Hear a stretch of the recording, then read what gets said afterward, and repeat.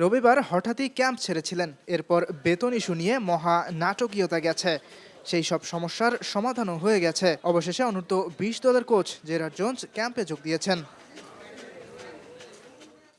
ক্যাম্পে যোগ দিয়ে ফুটবলারদের সাথে একটা অনুশীলন সেশনও করেছেন, যদিও সেটা মিডিয়ার জন্য উন্মুক্ত ছিল না। ট্যাকটিক্স নিয়ে কাজ করেছেন।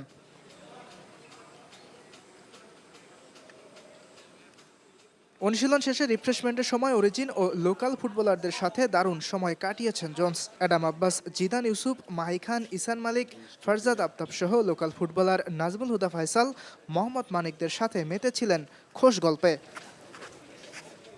গেল কয়েকদিন বার্নিং ইস্যু ছিলেন ব্রিটিশ এই কোচ।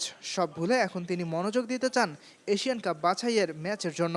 31 আগস্ট বাংলাদেশ মাঠে নামবে প্রথম ম্যাচে। লাল সবুজের দেশটির প্রথম ম্যাচে প্রতিপক্ষ স্বাগতিক উজবেকিস্তান। এরপর 3 সেপ্টেম্বর প্রতিপক্ষ সিরিয়া। শেষ ম্যাচে ভারতের বিপক্ষে মাঠে নামবে 6 সেপ্টেম্বর। গ্রুপ পর্ব উতরাতে পারলেই বাংলাদেশ সুযোগ পাবে চীনে অনুষ্ঠিত হতে যাওয়া অনূর্ধ্ব-20 এশিয়ান কাপের মূল পর্বে।